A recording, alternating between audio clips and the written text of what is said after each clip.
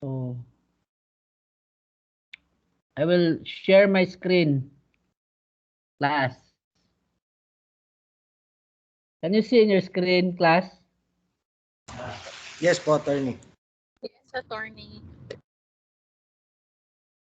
Wait. Okay. So before we begin class, let us start with a prayer.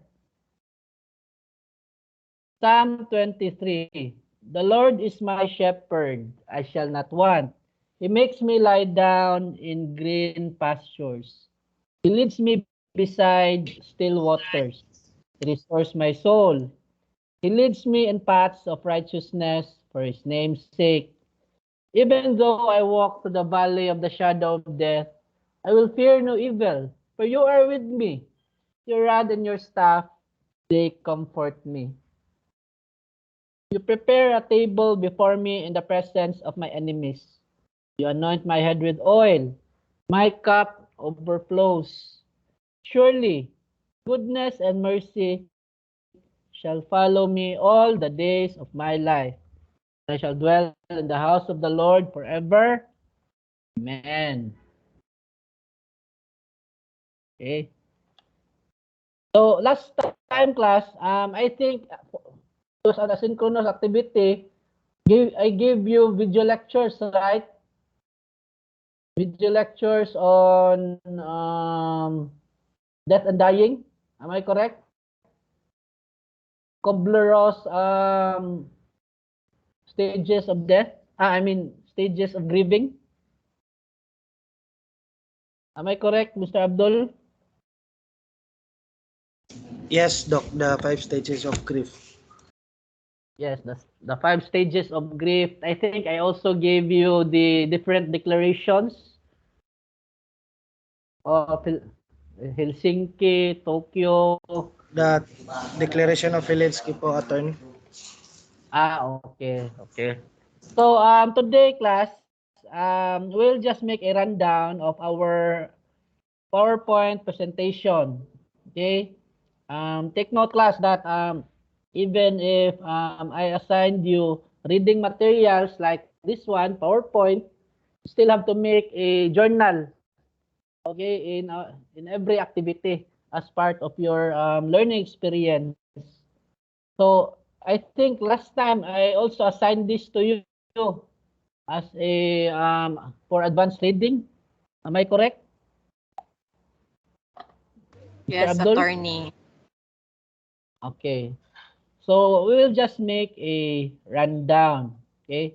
Basically, this PowerPoint presentation is found in your files. I uploaded most of my notes in the files. Okay. For purposes of reference class, go to the files in your Teams in ICS. Okay. All notes are there. So this PowerPoint presentation class is an overview of medical ethics. Okay, the general concept and other concepts are found in the files also. Okay, the different PDF of the World Medical Association declarations like the Helsinki, Tokyo, okay, Taiwan, and others. Murag manihays ba ang mga pangan. So, I think we have discussed this. What is the definition of medical ethics? Okay, just make a rundown. So, medical ethics is a system of moral principles. Okay, it's a systematic approach class in the study of what is right and what is wrong with respect to the practice of medicine. Okay, moral principles. So when you say moral principles, it involves what is right and what is wrong. That applies value to the practice of clinical medicine. Okay, with respect to the practice of medicine. And as medical students, it is incumbent upon you to learn these basic principles. Okay, so it is a scientific research. Okay, a scientific approach because the field of medicine class is technical. It is broad. Okay, that's why there is a field called medical ethics, okay, specializing ethical approach, specializing on the practice of medicine. So medical ethics is based on a set of values that professionals can refer to the case of any confusion or conflict. Okay, so in our early discussions, we have also discussed the code of professional ethics for doctors. Okay, so I'm just making a rundown class in order to refresh your memories. Okay, so examples of topic areas that have been the focus of bioethics or medical ethics for a long time are organ donation. Okay, so these are example. Um, Last time we discussed death and dying. So in death and dying with respect to medicine, the issue on mercy killing, euthanasia, okay, the issue on do not resuscitate orders, okay, and other medical concept with respect to life, okay. So other topics are organ donation, genetics, okay. The person is playing God. Is it ethical? Okay. Death and dying, environmental concerns. Okay. Of course, environment plays a vital role in the medical field. Okay. Some theorists, okay, proponents, philosophers, they believe that environment plays a vital role, okay, in the health of a person. For example, you are in a hospital, but the hospital is very crowded, very dirty. Of course, how would you feel? Maybe you will die of because of the environment alone. Okay, compared to a hospital setting which is very clean, very high tech. Of course, you will also help in your healing process. Okay? So, new development in science and technology have focused the attention on topics such as assisted reproductive technologies. Okay? Example, in vitro fertilization. Is it ethical? Okay? The natural process of creating a baby is changed. Right now, there are what you call laboratory babies, okay? Children who were born inside a laboratory because maybe their parents have problems with their reproductive system. So the scientists or doctors, they remove the egg cell and then they also remove the sperm cell and then create an environment where a child can be formed. Okay? So that's what you call laboratory babies. Another area, neuroethics. Okay? So the mind being a very mysterious organ, okay, there was a research that says the mind is 95% asleep all its life. So only 5% is conscious. Have you seen the movie Limitless? Where he took a pill and then the part of his mind was awakened.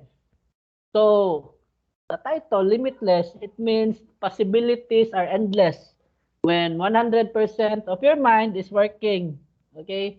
But there are repercussions. Okay? There are ethical considerations. So that's why it's part of the areas, okay, critical areas concerned with regards to ethical issues. Okay? Another nanotechnologies, very common. Vaccines. Okay, the vaccines right now are developed through nanotechnologies where the technology enter, enters into your DNA. Okay, so there's an issue with, with regards to the vaccines of COVID-19 that after 2 years, you will become a zombie. Okay, after if you are injected with the vaccine because of this nanotechnology. Okay, so it's just hearsay, class. Okay, so these are the schematic representation of the critical areas. Okay, that medical ethics touches. Like what I said earlier, medical ethics, bioethics is a broad topic. Okay, far-reaching. So it involves many issues, critical areas in these issues. So we have discussed assisted procreation, like the laboratory babies, access to medicines and healthcare devices, genetically modified organism, end of life, organ trafficking, environmental ethics, biodiversity, and so on and so forth. Okay, you have already reviewed this class. Okay, so we have discussed this already. Very important in the medical field is the 4 pillars of medical ethics, which is autonomy, beneficence, non-maleficence, and justice. Okay, so these 4 pillars, class, are discussed again and again in the within the course of your medical exposure. So put this in your mind and heart, class. Okay, so these principles will be part and parcel of your practice. So memorize this, put this in your mind and heart. So I think we have discussed this again and again. What is autonomy? It means freedom. Okay. Beneficence, doing good. Okay. Non-maleficence, doing no harm. Justice. Okay. Fair play. Okay. We have discussed that again and again. Last time, we also discussed the evolution of medical ethics and its history. Can you turn off your microphone, class? Hello, can you turn off your microphone? Okay, please turn off your microphone, class. Okay? So, we've discussed the history and then the origin and development of medical ethics. I know you have already read this because I gave this to you as assignment as part of the asynchronous activity. Okay. The key players. Okay, so these are the people who contributed to um, the theories of medical ethics. Okay, Hippocratic Oath. Hippocrates considered to be the father of medicine. Okay, when you take the board exam, class, and then you pass the board exam, you are not yet considered a full-fledged doctor unless you take the Hippocratic Oath. Okay, so this is the last step that seals your being a physician.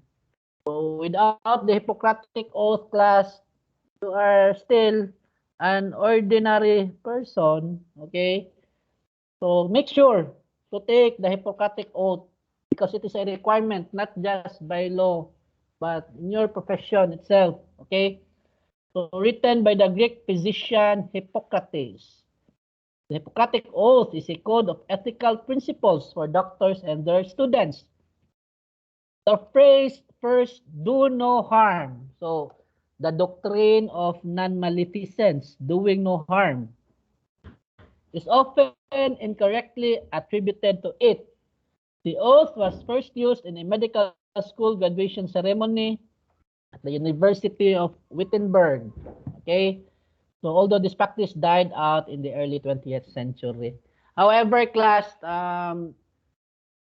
the taking of the Hippocratic Oath is mandatory, okay, before you become a full-fledged doctor. So, ethics of the physician, we have discussed that. Thomas Percival, I know you have already discussed this. We have discussed this. So, last time, we have also discussed the different ethical theories and the stakeholders, key players, okay, that contributed to medical ethics. So, what is ethical theory? So, ethics comes from the Greek word ethos, which means character. A theory or system dealing with values relating to human conduct, respect to the rightness and wrongness of certain actions, and to the goodness and badness of motives and the ends of such actions. Okay? So, by definition alone, class, it involves moral principles. Okay? Right and wrong, badness and goodness, yin and yang, rightness and wrongness, good or bad. Okay? So, classification of ethical theories, we have discussed that. There are subcategories. Okay. So, ethical theories divided into the ethics of conduct and then the ethics of character. Under the ethics of conduct, there is consequentialism and deontology. Under consequentialism, ethical egoism, utilitarianism. Under deontology, Kantianism. Okay. In the other hand, ethics of character, there is a subcategory called Aristotelianism. Okay, so this is a different ism of ethical theories. So I think we have fully discussed these concepts. Let's make a rundown. Okay. That's the heart there. Heart. Check and X, right and wrong.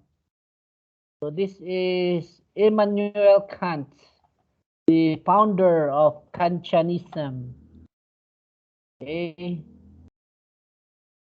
So another key concept in medical ethics are the following. Okay. Part of the four pillars: beneficence and non-maleficence, autonomy and consent, truth telling, confidentiality, preservation of life, justice. Okay. So bear in mind, class, the four pillars are integrated and reintegrated in all subjects of medicine. So always put it in your mind and heart. Okay. Ethics, four pillars. Okay. Medical ethics, the four pillars. So the four pillars: beneficence or doing good, autonomy or freedom, non-maleficence or doing no harm, justice means fair play, justness, just. Okay? So, like what I said, medical ethics is constituted. It is an interplay. Okay? As you can see in this diagram, medical ethics is at the center and the four pillars, they touch the subject of medical ethics. Okay? So, we have discussed that. Beneficence, the duties and obligations. Okay. Benevolence and provenance, non-maleficence or do no harm, You just make a random class. Okay, example of non-maleficence or doing no harm. Do not kill. Do not cause pain or suffering to others. Do not cause offense to others. Do not incapacitate others. Do not deprive others of the goodness of life. Okay? Autonomy or freedom. So, synonymous with respect. Okay? You respect the freedom of others, the freedom to choose. Okay? Respectability, autonomy. Okay? So, as you can see, there's a balance, okay, between independence and autonomy. Next pillar is justice, okay, fairness, okay, appropriateness, transparency, accountability, okay, so these are the magic words for justice class, okay. Justice is a broad term that encompasses all these ideas. Okay, social worth. Okay, so the four pillars. So it is the foundation, as you can see in this diagram, medical ethics. Its foundation, the four pillars are the pillars holding the dignity and honesty of a person. Okay. So another concept in medical ethics is telling the truth or veracity. Very important class. Okay, transparency. Very important in your practice. Especially when you are dealing with terminal illness, sensitive issues, okay, or sensitive medical or critical issues in medical ethics. For example, abortion, something like that. You must take note also of the law of the place. Okay. For example, here in the Philippines, abortion is illegal. Euthanasia is illegal. Okay. In other places, they are accepted practice. Okay. So take note also of the law of the place because it varies. It doesn't mean the principles here are applicable there or the principles there are applicable everywhere.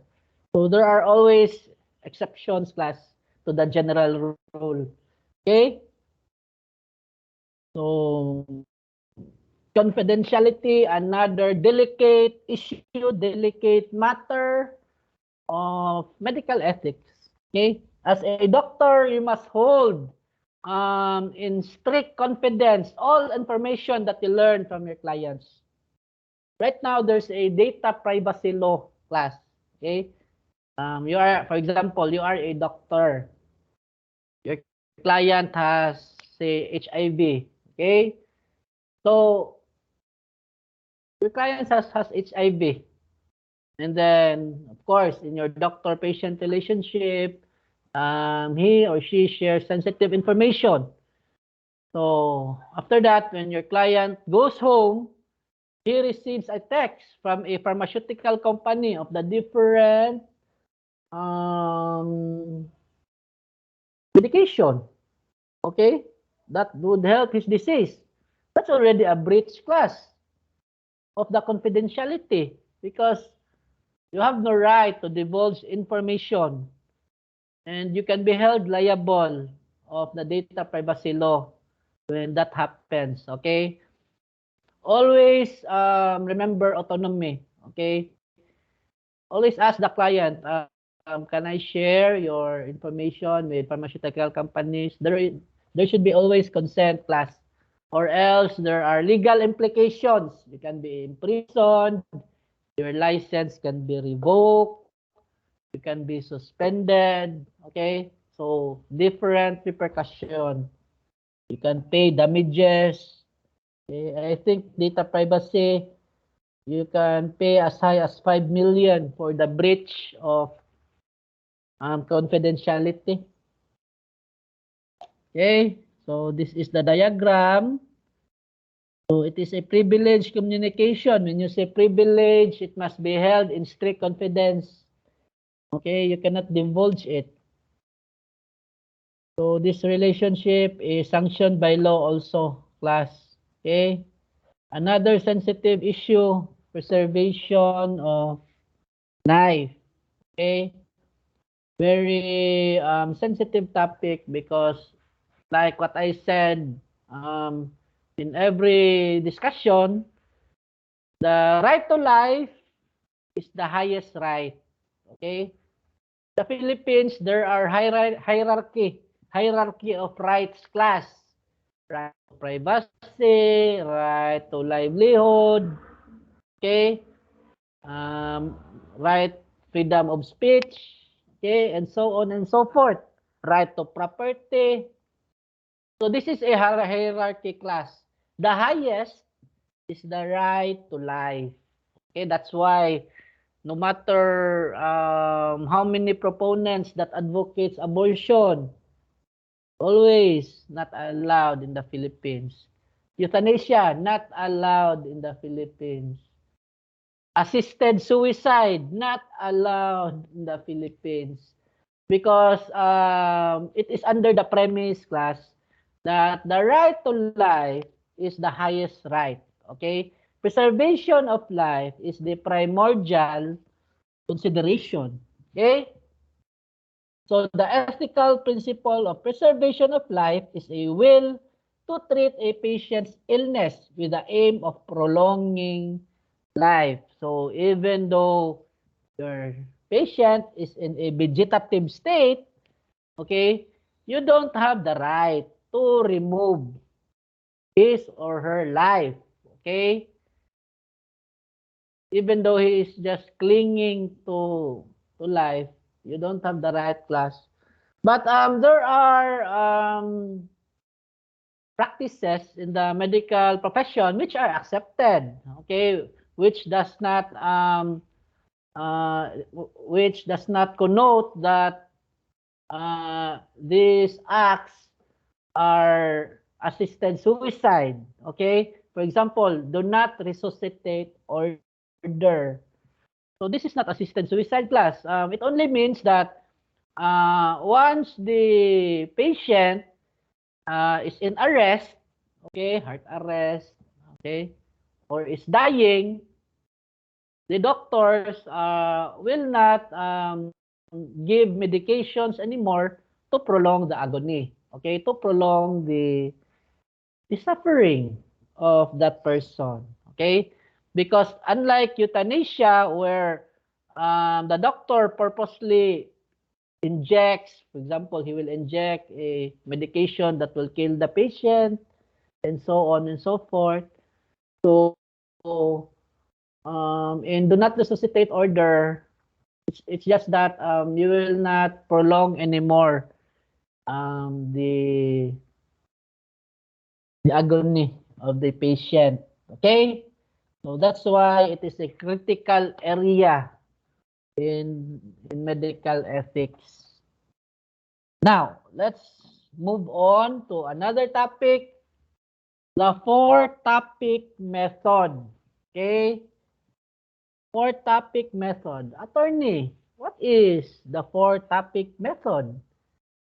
Okay?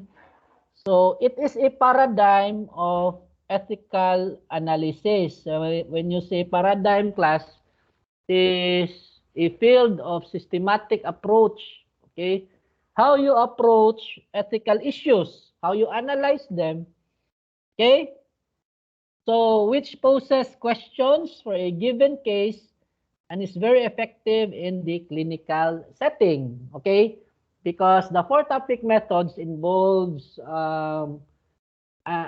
analyzing data, okay, through um, different topic. Okay, we will discuss the four topics method. So this is a systematic approach, class, in analyzing ethical issues in the clinical setting, so that you will know what to do. Okay, what is the right thing to do. So the proponent Johnson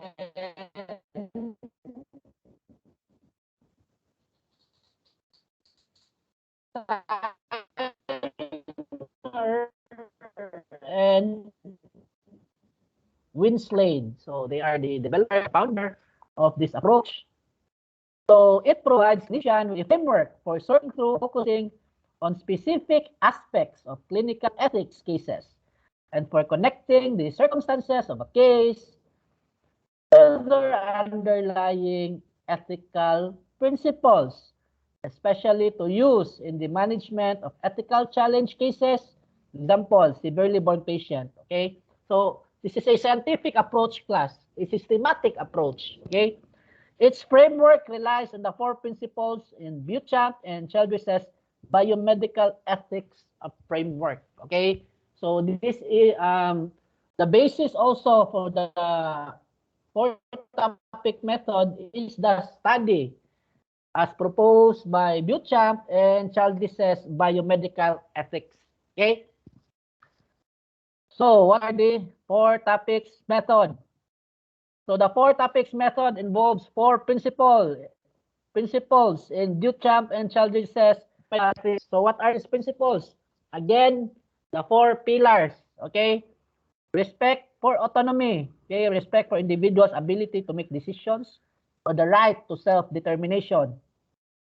Next, beneficence or doing and promoting good. Okay, do good. Next, the doctrine of non-maleficence or doing no harm. Last but not the least, justice. Okay, maximizing benefit to patients and society while emphasizing quality, fairness, and impartiality. Okay. So what compose the four topic method? So these are the four principles of the four topic method class. First, medical indications. Second, patient preference. Third, quality of life. And then fourth, contextual features. So these are the four topics. Okay. So under the contextual features, there are subcategory which is administrative, legal, economic, and social. So these are the elements involved in contextual features. Okay. So this four quadrant system takes a more practical and clinical oriented approach to ethical challenges. Okay. Each topic represents a set of specific questions to be considered in working through a case. Okay, so each topic class, there are variables, okay, questions, which the data you will gather case and how you approach the clinical case. Okay, all problems are analyzed in the context of the four topics. The goal is to identify various circumstances of a given case and link them to their underlying ethical principle. Okay? So it is a four quadrant. It is a four involving four method. However, you need to link them. Okay? In order to arrive to a right approach. Okay? Because you need to analyze the data. You need to analyze them. Okay? So let's go to the specific method. First is the medical indication. So what is it, attorney? What does medical indication means? So medical indication is the facts and its interpretations about the patient's physical and or psychological condition that provides a reasonable basis for the physician's clinical judgment, aiming to realize the overall goals of medicine. Okay? So it's part of the preventive, curative, and care of a patient. Okay? So in medical indications class, it is based on facts. Okay? The vital signs of the patient, the disease, the signs and symptoms, the physical, the psychological conditions, okay? So, when you are a doctor, what comes to mind is that you must make a detailed history, okay? A history of the medical condition of your patient. So when you take history, of course, you will take all vital information, the temperature, respiratory rate, heart rate, okay? The disease, the signs and symptoms, okay? Is the patient breathing laborly? Is the breathing labored breathing, okay?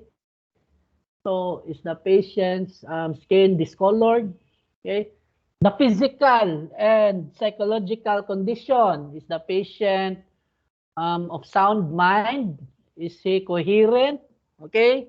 So you must take all this into consideration, class.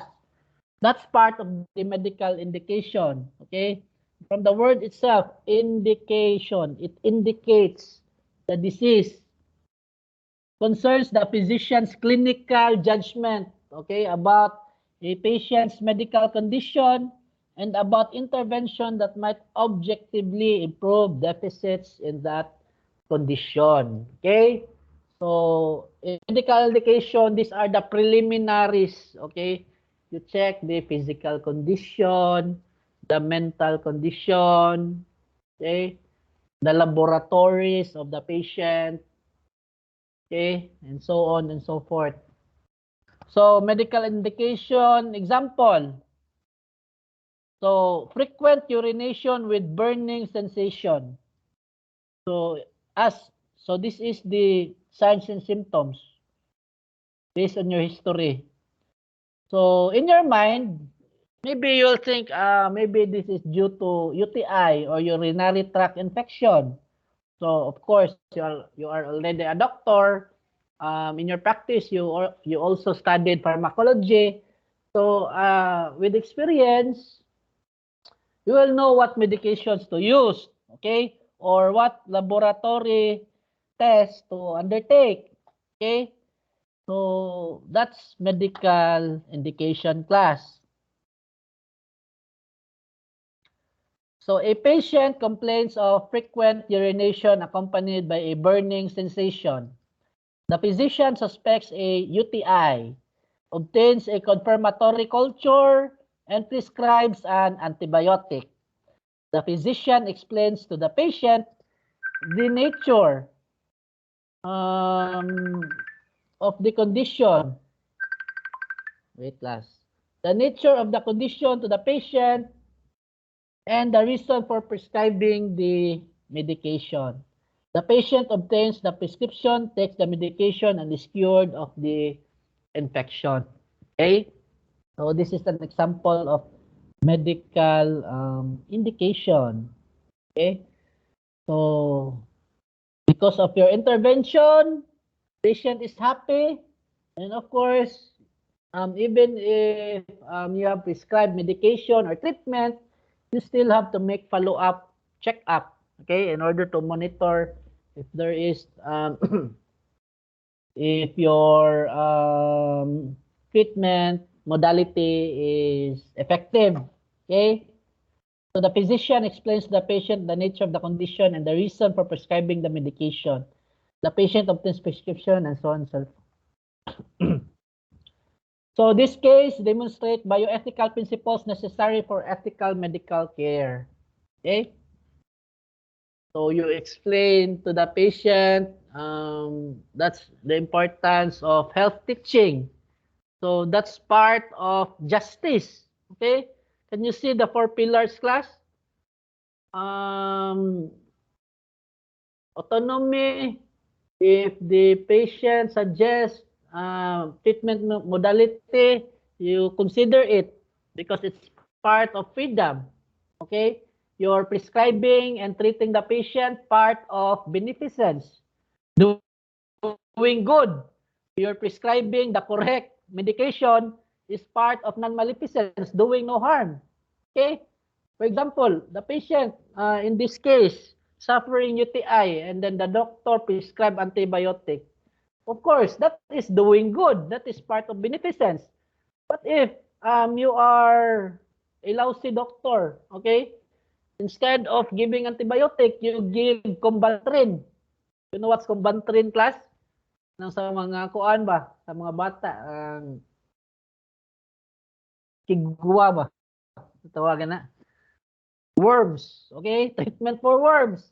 So, instead of doing good, you are doing more harm to your patient. Okay? That's how the four pillars are interplayed in these concepts. Okay? So, the clinical ethics, because it demonstrates bioethical principles commonly considered necessary for ethical medical care, namely respect for autonomy, beneficence, non-maleficence, and justice. Okay, we have discussed that. The symptoms are sufficiently clear for the physicians to make a diagnosis and prescribe an effective therapy in order to benefit the patient. The patient's preferences coincides with the physician's recommendations. The patient's quality of life is improved, medications are available, insurance pays the bill, and no problem with family or hospital complicate the situation. Okay? So, medical indications, the fundamental principles is fulfilled. Okay? Because there was an interplay of the four pillars as discussed previously. Okay? When you prescribe the correct medication, that is doing good. Okay? Because you did not prescribe the wrong medication, which is against the doctrine of non-maleficence. When the patient improves his quality of life, that's justice. Okay? When you listen to the patient, that is autonomy. Okay? You ask for consent of the treatment, that is autonomy. Okay? So that's how the four pillars are integrated. Okay?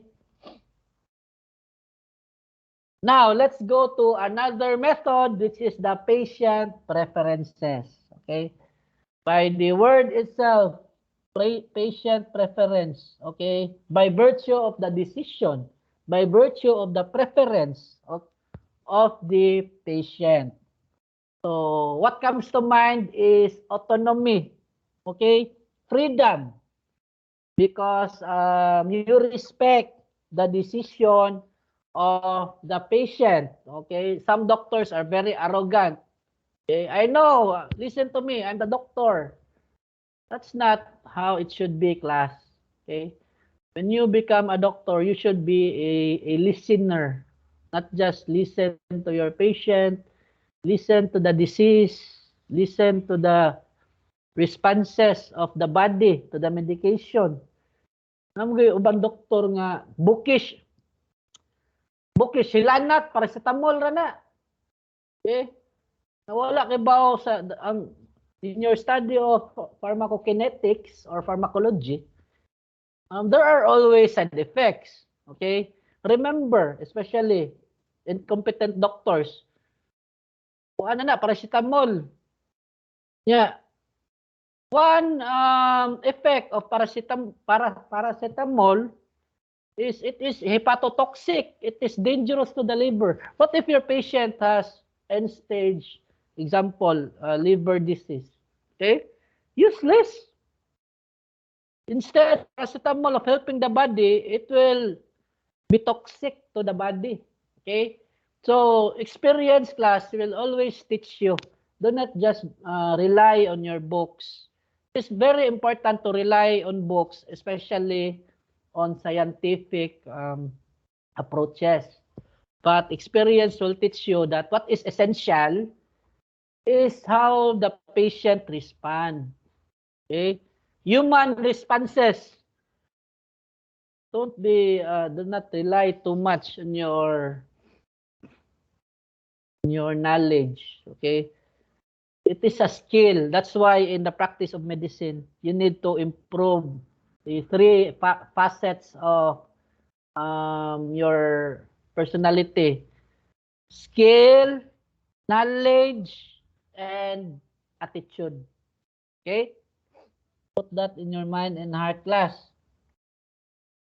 So let's discuss further what is patient preferences. So this is relevant from a both medical and ethical standpoint, okay, because it gives credence to freedom, okay, to autonomy. So it means the choices that persons make when they are faced with decisions about health and medical treatment. These choices reflect the patient's own experience, beliefs, and values as informed by the physician's recommendation. Okay? So, very important principles in this method are informed consent, health teachings. Okay? Very essential, class. And if you will not comply on the requirements like informed consent, your license can be removed. Okay, especially when you perform invasive procedures. That's why as a doctor, more often than not, you must be a good educator. Okay, health promotion, you need health teaching. Health prevention, you need health teaching. Okay, even if you are a surgeon, you need health teachings because what is essential, class, is you give the patient the right to decide intelligently. Can you turn off your microphone, class? Hello, can you?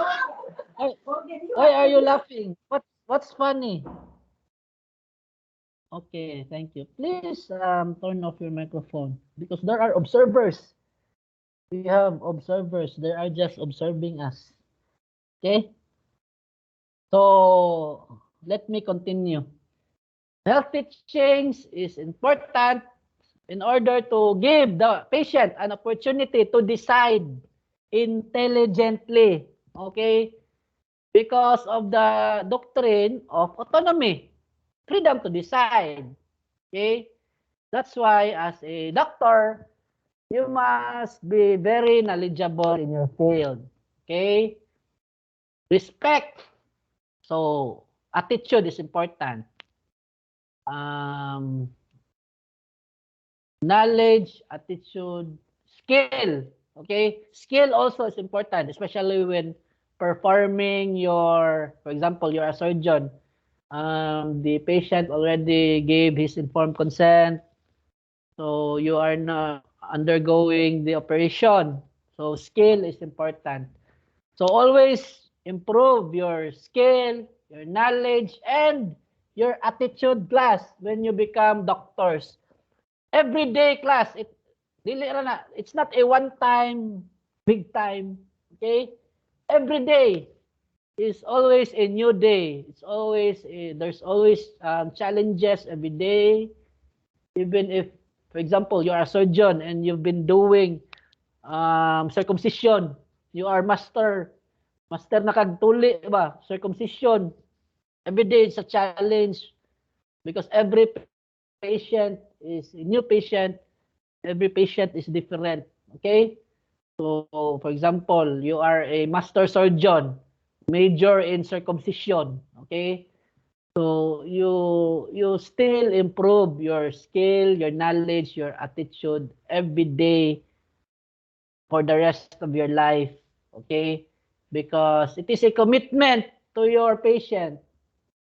Like what we've discussed in the code of professional responsibility for doctors, your commitment are not just to your patient but to society, to your colleagues, to the community. Okay? So always put that in your mind and heart. Okay? So determining decision-making capacity. That's why health teaching is very important. So that patient can decide intelligently.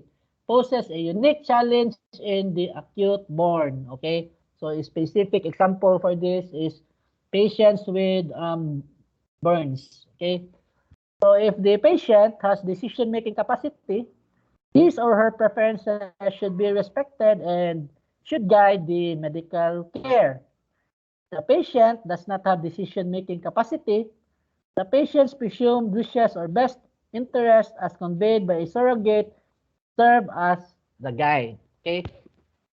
Bear in mind, class, that if the patient's mental faculty is not intact, okay, because of the disease, so the decision making should come to the next of kin, okay, family members, okay. However, if there's no family member also, and the patient is say not in the right mind, so as a practice, the doctor's actions in emergencies are the best interest, okay, for the patient, okay. But if there's still the patient is still conscious or the next of kin is present, always ask for their consent, okay. Never act directly, because there are, like what I said earlier, there are legal and ethical implications when you do that, okay. So if the patient has decision-making capacity, his or her preference should be respected and must guide the medical care. If the patient does not have the decision-making, the patient's presumed wishes or best interest as conveyed by a surrogate serve as guide. So all of this is because of the doctrine of autonomy. So respect for autonomy, respect for persons is the guiding ethical principle of patient preferences. Okay? So bear in mind, class, patient preferences, autonomy. That's the guiding principle. Okay? So, patient's preferences or respect for autonomy. Autonomy is Latin for self-rule. Okay? We decide our fate. We decide our own self-rule. We have an obligation to respect the autonomy of other persons, which is to respect the decisions made by other people concerning their own lives. Okay? So respect for persons affirms that every person has moral value and dignity in his or her own right. Okay, also called the principle of human dignity. Okay, so no matter the station of the person, class, rich, poor, okay, an ordinary worker, or a king, or a politician, all of them, okay, are just the same. Okay?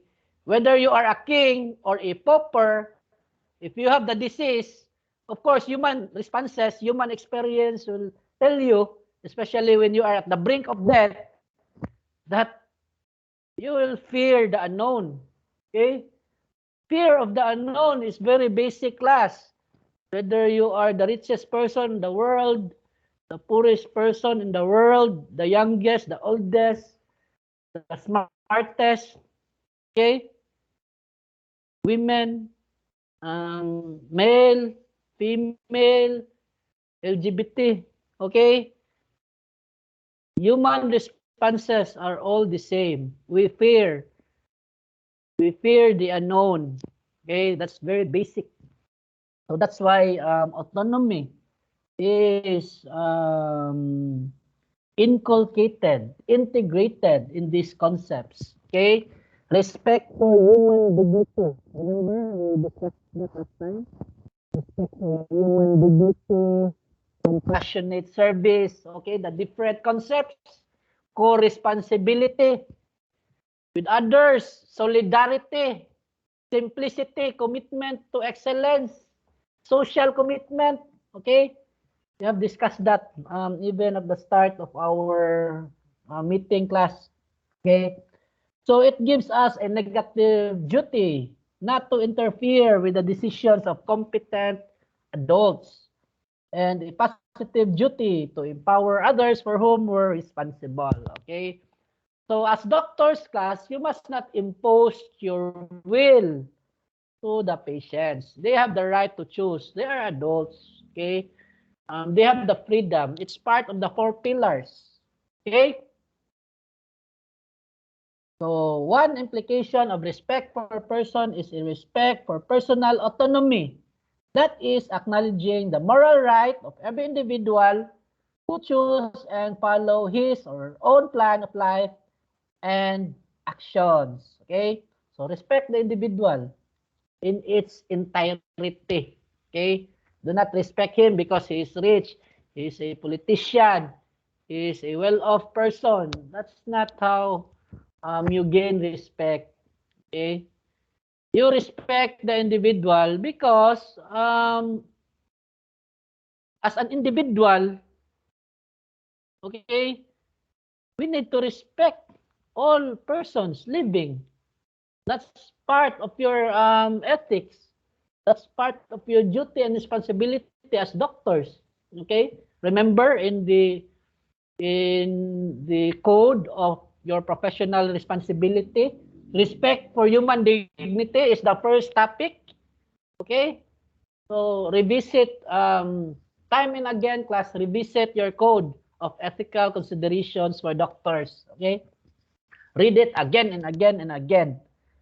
24/7. Okay, 7 days a week, 30 days a month, 365 days a year until you come to your natural end. Okay? So patient preference is a two-way street. Okay, respect for patient's autonomy and then respect for physician's autonomy. So it is a balancing act, class. Even though you respect the decision of your patient, of course, it is your duty to promote or prevent disease or promote their health. That's why health teaching is very important. Okay, you must be an educator. Plus, educate your patient so that they can arrive in an intelligent decision. However, you must not impose your will to them. Okay? Physicians act only in their best judgment about how best to benefit a patient medically. Must also be respected.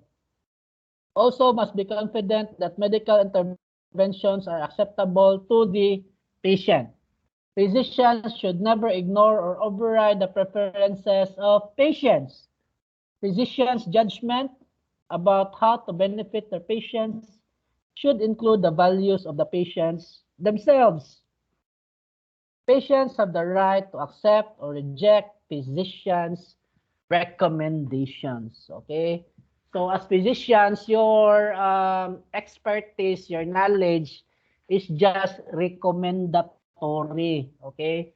The final arbiter, the final decision maker is the patient. The patient is not conscious, the next of kin.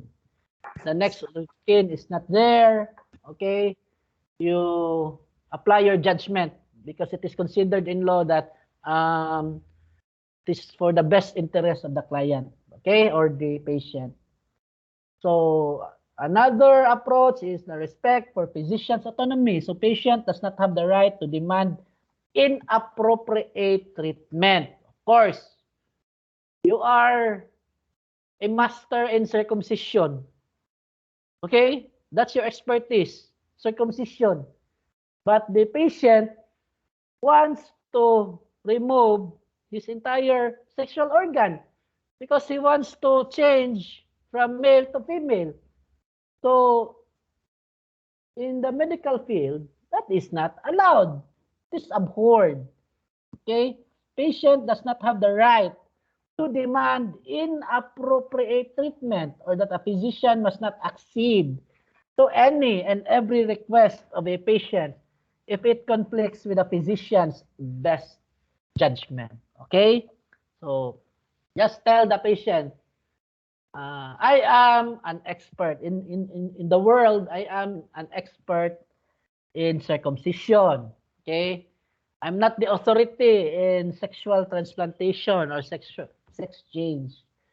So stick to your expertise, okay? Don't be, no, if you do this, doc, I will give you money, okay? 1 billion for this. I'm sorry, but I am incompetent in that, okay?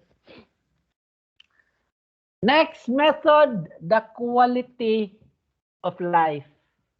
From the word itself, class, quality of life, okay? That's understandable. So what compose the quality of life? So the physical status and the functional abilities of a person, social interactions, religious and or spiritual status, economical or vocational status and factors, psychological status and well-being. Okay? So quality of life class, a principal goal in medicine is to preserve, restore, and improve the quality of life. Okay? Of course, that's the goal. If you are a doctor, a patient comes to you sick, he wants to be cured of the illness or disease. Of course, the end goal is for him or her to have a good quality of life. Because when he is healed or she is healed, her quality of life improves. Okay? What's the opposite? Death. Okay? Or bad quality of life. So illness or injury can negatively impact quality of life. Therefore, it is important to discuss how treatment might affect the quality of life. Okay? So once again, open communication with your patient or his or her family. So during this process, the principles of beneficence, non-maleficence, and respect for autonomy must be considered. Okay, once again, the 4 pillars, okay, is applied. The quality of life is subjective by nature. Therefore, its determination and when it will be negatively impacted in a given case is challenging. Okay? So as a person, quality of life is subjective. Okay? So when you say subjective, for me, quality of life, for example, patient A and patient B. For patient A, for him, a quality of life means having a car, going to your work, riding a car. Or for patient B, walking for him is a quality of life because he can exercise. Okay, so he just wants a BMW. Okay, when you say BMW, it means by means of walking. So doesn't want a car. So in every person, we have our own perception of quality of life. That's why it's very challenging. So open communication with your patient is a must. Okay?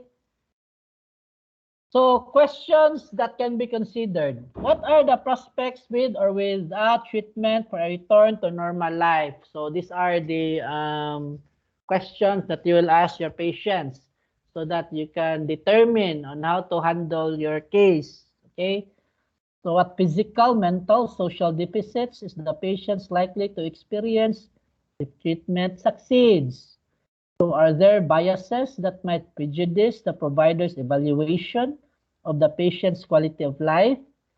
Is the patient's present or future conditions, such as his or her continued life, might be judged as undesirable? Is there any plan and rationale to forego treatment? Are there plans for comfort and palliative care? Okay, so the answer of these questions, class, will give you an overview on how to approach your case or the condition of your patient. Okay, in order to determine the quality of life, because like what I said earlier, it is subjective. It is a case-to-case basis. That's why always communicate to your patient. Other doctors, they think highly of themselves. Okay? So they will not listen anymore they feel that their words are like words from the gods, okay, gospel truth. So you should discourage. I will discourage you. Right now, you are still students. So when you become doctors, I highly discourage you on those attitude class, okay? Because that's not right, that's not ethical, and as a person, okay, even though your whatever profession or station in life you are in, the basic, okay, respect for human dignity, compassionate service, and so on and so forth are always the consideration, okay, the primordial consideration. So this is an example. Quality of life, example, a burned patient. So burns affects patients' health-related quality of life in numerous ways that are not consistently predictable. Okay? For example, in the pictures, so there are different burns that affects the limbs, the face. Okay? So as a doctor, how will you approach this case?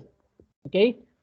Early integration with activities, familial support. Okay? So open communication is important class. Okay? So despite the challenges of accurate prediction, burn surgeons should aim to determine whether therapeutic interventions are likely to positively or negatively affect the quality of life on a case-to-case basis, using the tool of clinical judgment as well as validated measurement tools. Okay, so as a doctor class, you have your own tools, okay, or own protocols to follow. But experience will teach you really. Okay, do not rely so much on, do not be bookish. Okay, you should be street smart. Use your human experience. And then a frequent ethical challenge in burn care concerns medical futility and withholding of care. Okay, so experience is the best teacher whether to change your course of treatment or withhold something or follow something. Okay, interventions that are unlikely to benefit the patient should not be offered from an ethical standpoint. Okay, so experience will teach you. So for severely burned patients with no chance of meaningful recovery, further surgical intervention may be deemed futile and therefore unwarranted. Okay, so that's why you must always analyze the case class. So for example, in this case, patient is severely burned and in your mind, surgical intervention is not necessary anymore in order to improve his or her quality of life. So do not perform anymore unless it is necessary to help him or her. Okay? Because it is an only added burden, added expenses, okay, emotional burden to your patient. Some authors suggest that ongoing intervention in these cases could diminish the quality of life. So withholding and withdrawing treatment must also enter the discussion of the care in this case. So both options are considered ethically sound and morally permissible if no reasonable chance of survival exists and are not likely or intended to diminish the quality of life. Okay? So always take note, class, that the guiding principle is the quality of life in this method. So if it helps for the quality of life for the person, you integrate it in your treatment regimen. However, if it is already futile, do not include it. Okay, so experience again is the best teacher. Last but not the least, contextual features. Okay, the last method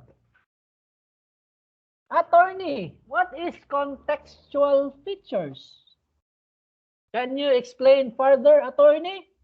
So contextual features embodies the ethical principles of justice and fairness, including the potential financial implications and legal ramifications of the case. So this is like the legal consideration class, okay? The financial consideration and its implication. So more often than not class, this is the, what do you call this? I forgot the term. The external factors, okay, that needs to be considered, okay? These are the factors that needs to be considered externally. So although these external factors can help to frame the medical decisions at hand, it must be remembered that in the United States, at least medical decision making typically progresses between doctor, patients, and families, and that any reference to accruing cost or societal constraints mentioned to patients or families can be seen as uncaring, bureaucratic, and callous. Okay? So once again, class, communication again is very vital because there are considerations, factors, external that would affect the health of the patient. For example, patient has no insurance. Patient has no money for the treatment regimen. Patient has no familial support. Okay? So these are contextual features that would affect in analyzing your case. Okay? So once again, communication is very important, class. So is the principle of loyalty and fairness features that can affect decision-making and impact patient care include patient-specific factors like family dynamics, financial resources, okay, religious or cultural identity, okay? So personal biases, it plays a role. Trauma care and born care requires many decisions to be made in a rapid succession. Okay, like our example earlier, a burn patient. So there are external factors that would affect his or her treatment. Okay, for example, if his or her body is entirely burned, of course, it entails expenses. And if that person has no money, and of course, what if that person is single? However, he or she has a fiancé waiting to be married, but unfortunately, she got burned. Of course, what will happen? Okay, so these factors, external factors, must be taken into consideration also as contextual features. Okay, so there might not be time to reflect on the contextual features at play. Once the urgent issues have been addressed, however, a discussion of goals of care should be held that includes relevant contextual features, particularly for cases that involve decisions regarding whether it is appropriate, warranted, or desired to proceed with further care. Contextual features play a significant role. A consideration of the external factors. Okay? Example, classic example of contextual features. Religion. Jehovah's Witness, we believe that the Bible prohibits Christians from accepting blood transfusion. Okay? So of course, it will affect your treatment regimen because they will not accept blood transfusion. What if your patient is undergoing surgery and needs blood transfusion? So what will you do? So these are external factors that needs to be considered, okay? The competent patient who identifies as a Jehovah's Witness, okay? Okay, so once again, burn patient. He got the patient who is a Jehovah's Witness got 70% burns. So typically, we would advocate early excision and grafting It might be advisable to stage the process to avoid large blood loss if indeed, but the patient refuses blood transfusion. So that's why, class, you need to consider all factors, okay, in treating a patient. So the 4 pillars, open communication with the patient are necessary or mandatory, okay? So the context of a case is determined by multiple social factors, including but not limited to the dynamics of the family or the familial support, the living situation or condition of the patient, whether rich, poor, the culture and religious background or belief of the patient and his family. Example, Jehovah's Witness does not accept blood transfusion. The major caregivers for the patient, okay, so the doctors are incompetent also to do the task.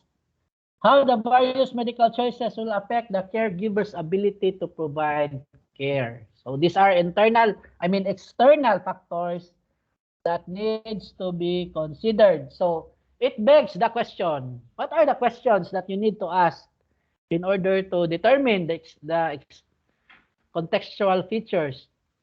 So these are the questions, class. Are there family issues that might influence treatment decisions? Are there provider, physician, and nurses issues that might influence treatment decisions? Are there financial and economic factors? Are there religious or cultural factors? Are there limits on confidentiality? Are there problems of allocation of resources? How does the law affect treatment decisions?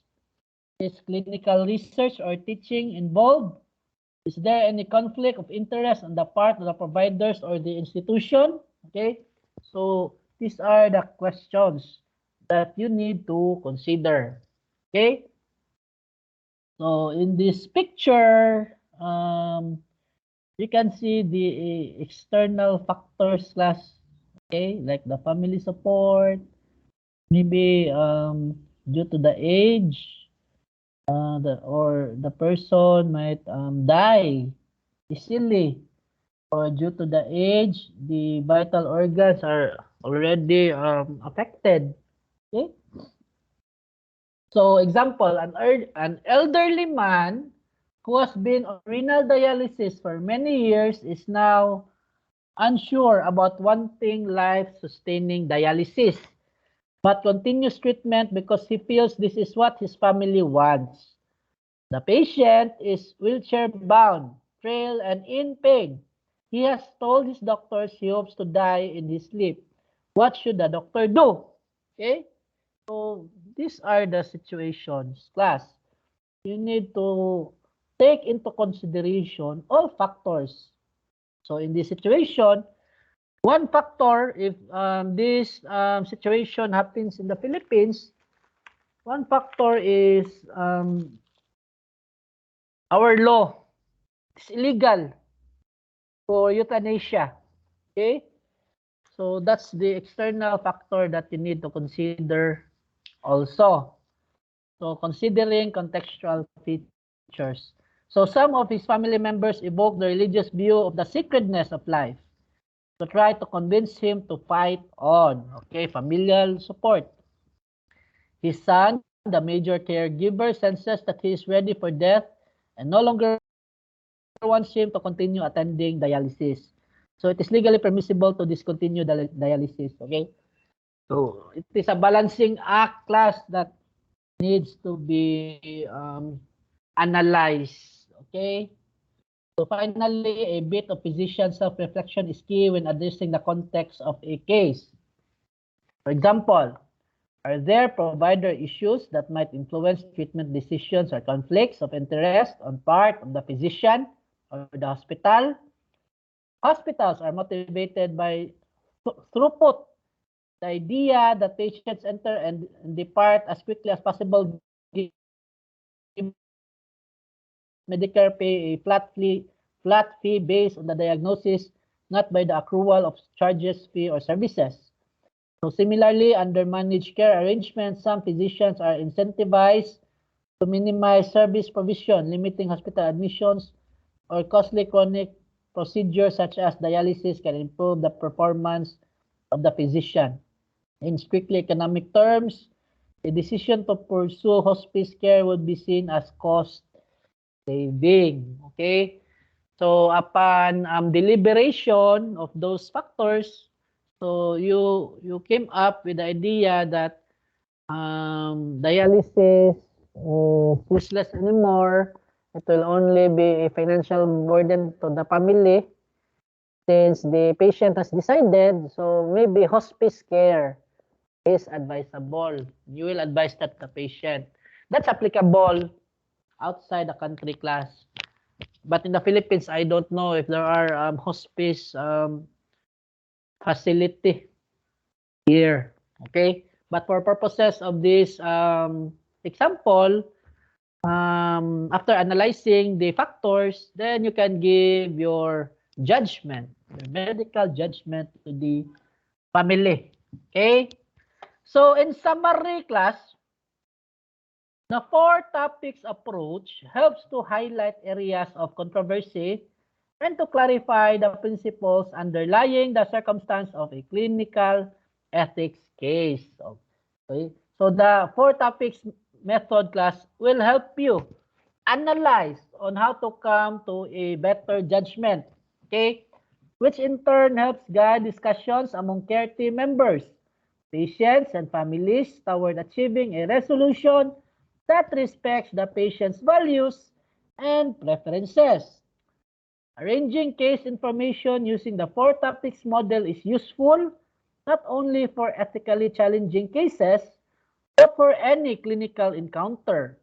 The contents of the boxes can be used to enhance conversations about values that patients and their families hold dear, and thus can help achieve sound medical and ethical decision. Okay? Once again, 4 pillars.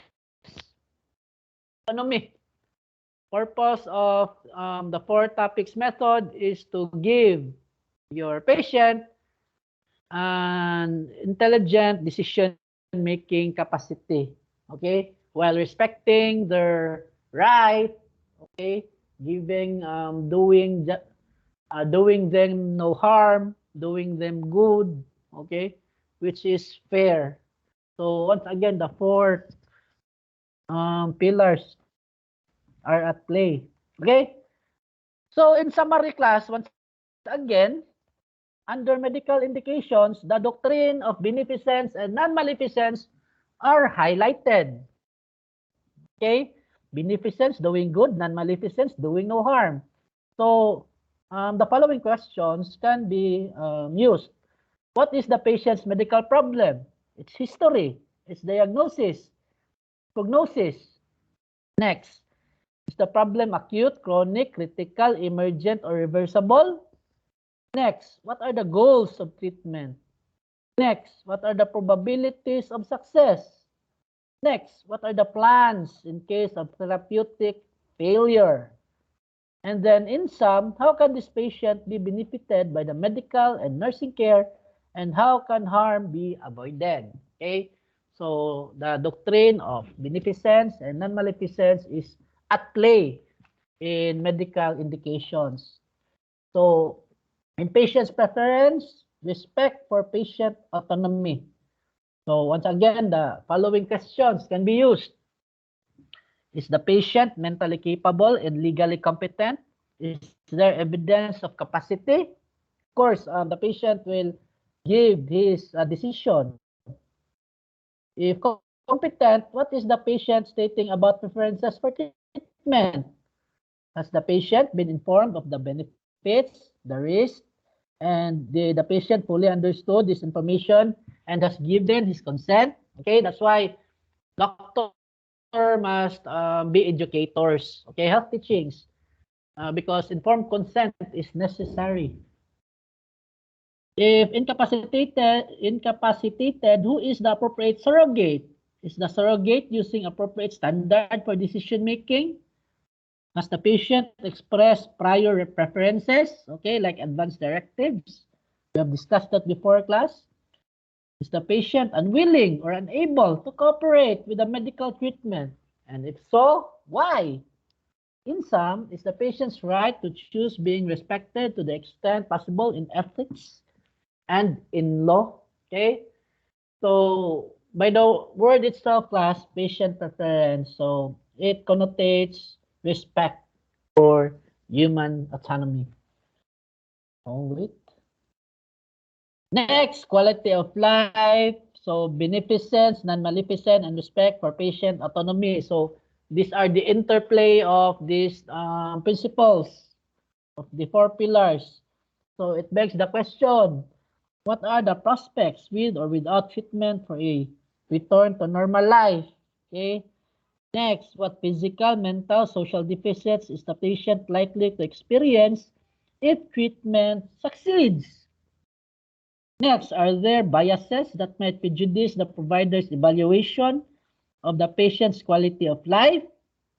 Next, is the patient's present or future condition such that his or her continued life might be judged as undesirable? Next, is there any plan and rationale to forego treatment? And then, are there plans for comfort and palliative care? Okay, so the determining factor is the quality of life. Last but not the least, the external factors or the contextual features, it emphasizes on loyalty and fairness or justice. So questions, are there family issues that might influence treatment decisions? Are there providers, physician, nurse issues that might influence treatment decisions? Are there financial and economic factors? Are there religious or cultural factors? Are there limits on confidentiality? Are there problems of allocation of resources? How does the law affect the treatment decision? Is clinical research or teaching involved? Is there institution help you, the physician, or the healthcare team to analyze the case in order to handle the case, to approach the case. Okay? So these are the 4 topics method which is essential in arriving in a sound medical decision or judgment. Okay? So here's the reference for that class for our discussion with regards to the 4 topic method. Okay? So I think class, we will end there because for the second part of our activity is the journal. Okay? So Mr. Abdul, can you hear me? Hello, Mr. Abdul. Hello. Hello, attorney.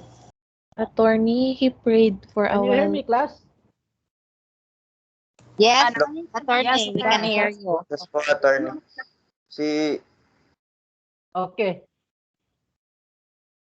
Okay, for the second part class of our discussion, um, make a journal, read again our topic.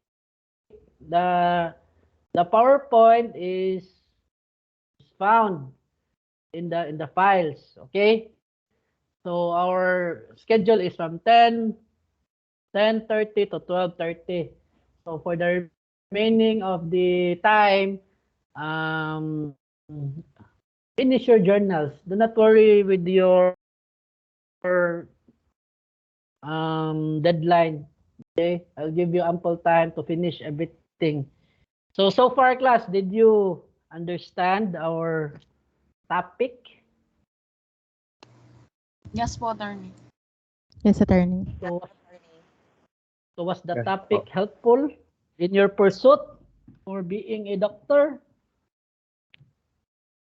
Class? Yes, attorney. Very helpful. Yes Okay. po. Okay. Mr. Abdul, are you there? Okay, I think Mr. Abdul is Dok, nag-pray siya, He's Dok. waiting the He's not day. okay. Praise Doc. Attorney. Okay. Okay. Just tell Mr. Abdul or class or the class officers that in 12:30 you must make a screenshot of the attendance, okay? Okay, Before you attorney. leave. Okay? So class, the notes I uploaded it in the files. So open it so that you can review and then so that you can make a journal for the remainder of the time. And I will thank you, class. I will end the recording, but do not go out yet. Okay, go out after the 12:30 after the attendance is checked by Mr. Abdul. Okay, class, do you understand? Yes po, attorney. Yes, Attorney Copy. Thank you. Okay. So if you have questions, class, if you have questions, you can just message me directly. I'm just online 24/7. Okay. If you want to clarify something or if you want for me to discuss a topic that needs clarification, you can ask Mr. Abdul or you can message me directly. So class, I'll go ahead. You okay? Thank you, class. Okay, Bye. attorney. Thank you. Thank you. Okay.